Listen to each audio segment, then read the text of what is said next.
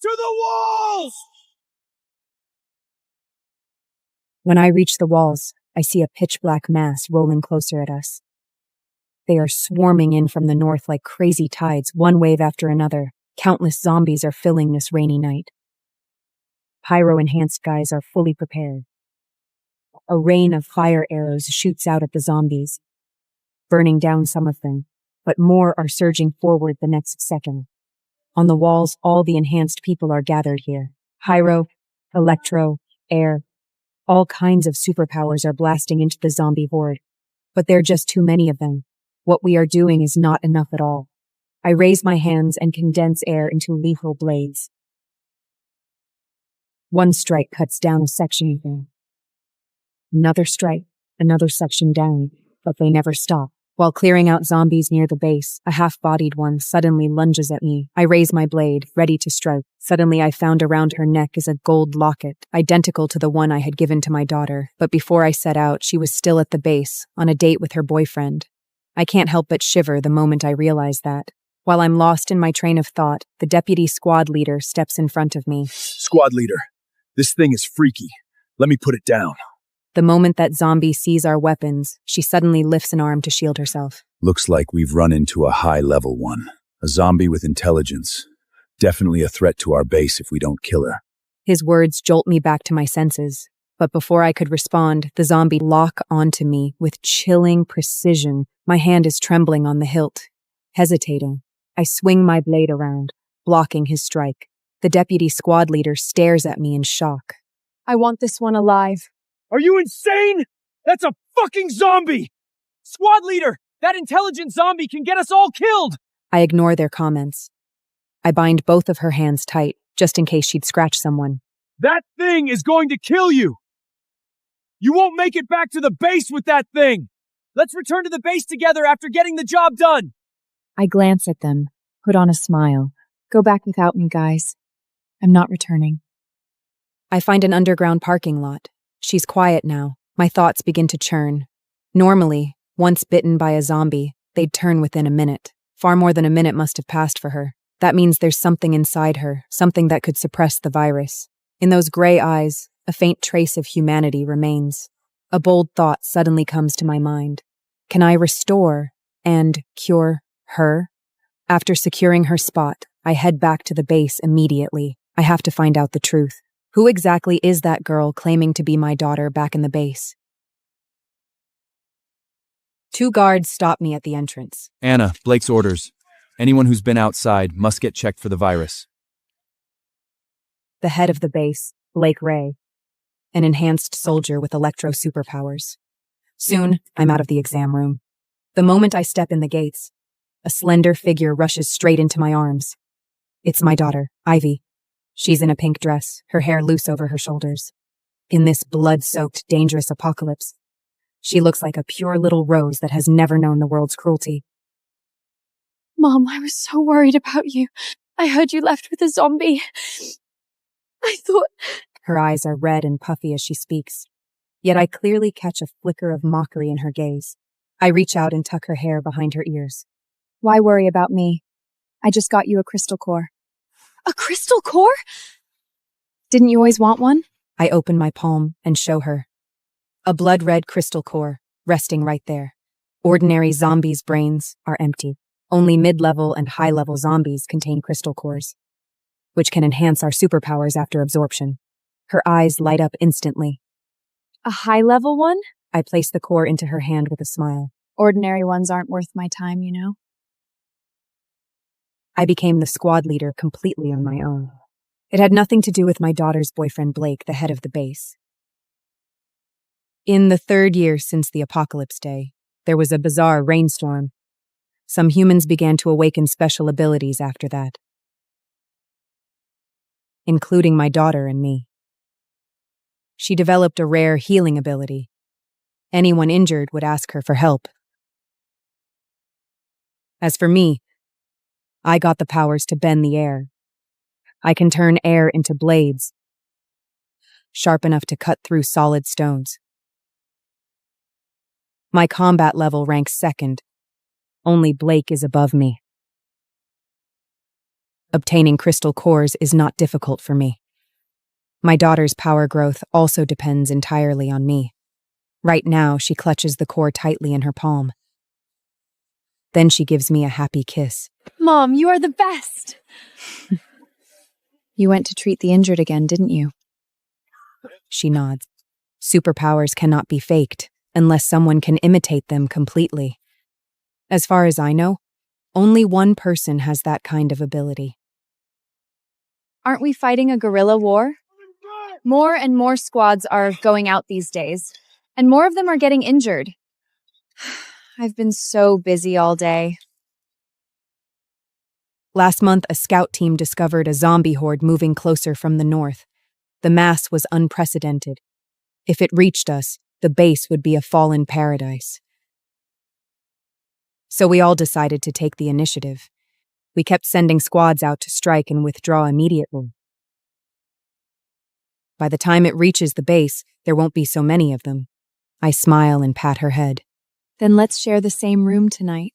Let's have a mother-daughter talk. Her expression changes slightly. But Blake wants me with him. I look straight into her eyes. I almost got bitten for getting you that core. After surviving that, I just missed you even more. Just stay with me for the night. She freezes for a few seconds, then nods. In the night, on the bed, I ask her this. Ivy, do you still remember the bedtime story I told you when you were 6? Her arms around me stiffen for a moment. Then she laughs. Of course I do. Little Red Riding Hood. My heart aches. Wrong. It wasn't Little Red Riding Hood. It was the story about the wolf granny. My fists clench until my knuckles whiten, but my voice remains gentle. Well, yeah, you still remember, huh? She secretly lets out a breath of relief. After a short while, her breathing slows and evens out in her sleep. I close my eyes. I will find out what you did to my daughter. I will make every one of you pay the price. In the morning, I step out and find the ground flooded, the water over my ankles. This is the second rainstorm since the apocalypse day. I can feel my superpowers changing again. Perhaps this time, some are evolving, while some are regressing. Ivy is nearby, directing people to move the supplies. Careful, those are my clothes! Yes, ma'am! You guys, reinforce the rain shelter! It's too noisy! She wears a brand new pair of sneakers. Clean and spotless, not even a speck of mud. In this doomsday, she's actually living like an untouched flower. When she sees me, she immediately puts on a bright, smiling face. Mom, perfect timing. Tell me, where should I put these things? I glance at the boxes on the ground. There is canned food, water, clothes, medicine, and several boxes of high-end supplies I'd never seen before. Those are clearly beyond her reach. That's from Blake? He insisted. I said no, but he wasn't happy about it. Recently, supplies in the base are getting scarce. Consumption keeps rising because we're sending out all those squads. Every day, people have to wait in line for hours for rations, too. Yet here, her supplies are stacked as if she owns a warehouse. Over the next few days, she's getting increasingly outrageous. During food distribution, she doesn't like the taste of her portion, so she throws a tantrum in front of everyone. Blake spends a long time comforting her. He even gives her his own ration. When someone's injured, asking for help, she goes reluctantly, dragging her feet. After treating them, she complains that the wound was too dirty and stained her clothes, demanding an apology. She even begins to interfere in the base operations. One day she complains about the allocation being unfair. The next day, some arrangement issues again. During Blake's meetings, she'd sit beside him with her legs crossed, interrupting sometimes. The whole base is complaining about her. Yet no one dares speak against her to her face, for she's with the head. My daughter used to be a quiet girl, always the first to rush to the injured. So this one in front of me now is absolutely not her. But I'm not exposing her yet. I let her carry on with her tyrannical deeds. I want her to climb higher. The higher she stands, the harder she'd fall later. One day, she's picking through a tin of food.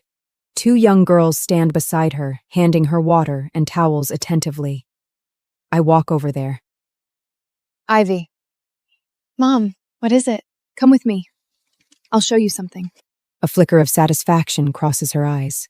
I'm taking my daughter out for a walk. We'd be back in a minute. She follows me out of the base without asking more. She keeps chattering all the way, even demanding that I should give her all the crystal cores I obtain in the future. Finally, we arrive at the entrance of the underground parking lot. The entrance is blocked as I left it last time, leaving only a narrow gap. She frowns at me. Mom, what is this place? It's so filthy here. I'm not responding, simply slipping inside of the shadows. After a few seconds of hesitation, she follows me in. It's very dark in here. In the corner, the half-bodied zombie is still lying there. Over the past few days, I've come here in secret to feed her a little of my own blood. I walk over, crouching beside her. Ivy stands behind me, all impatient. What are you showing me here? She suddenly falls silent. Monster! At the same time, the zombie also notices her. There's hatred burning in her eyes, a guttural roar coming out of her hoarse throat. She staggers backwards in fear and falls flat on her back. I walk over and grab her chin. You know her? Her pupils constrict sharply. How could I possibly know that ugly creature? Mom, just kill it already! Her eyes are darting around, refusing to meet my questioning gaze. Then she shoves me aside and runs out without looking back. I watch her figure disappear at the exit. A cold laugh escapes me. I turn around, gently stroking my real daughter's hair. Her trembling body is relaxing and calming down. Don't be afraid. Mommy is here with you. They will never get away with it. After that incident, Ivy becomes much more obedient. I think she's planning something. 3 days later, in the afternoon, Blake comes to me with a group of badasses in the base.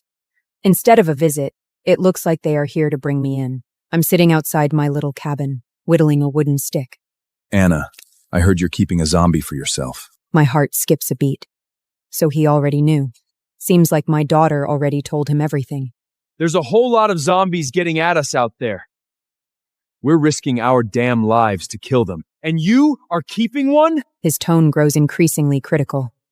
Ivy is the only one with healing powers we've got. If anything happens to her, can you take responsibility for that? The guys with superpowers around him all nod in unison. Exactly. This is intolerable. Anna really crossed the line this time. I brush the wood shavings off my hands, looking at Blake.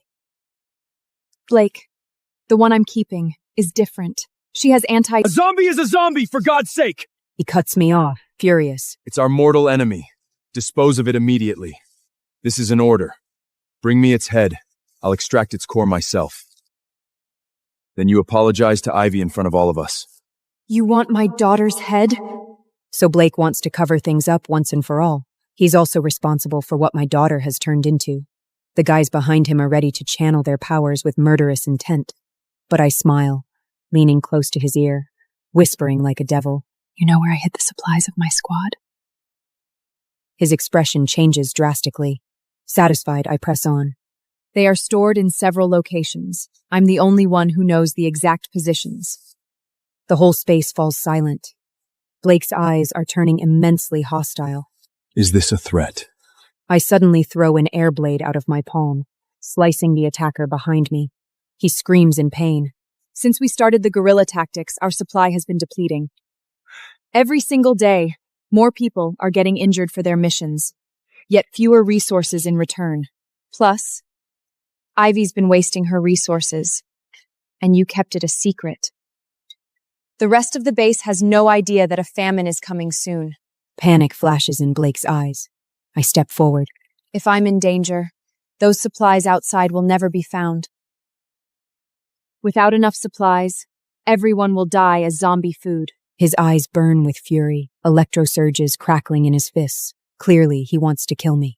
Desperately, but we both know the supplies are the first and foremost priority for our base to survive.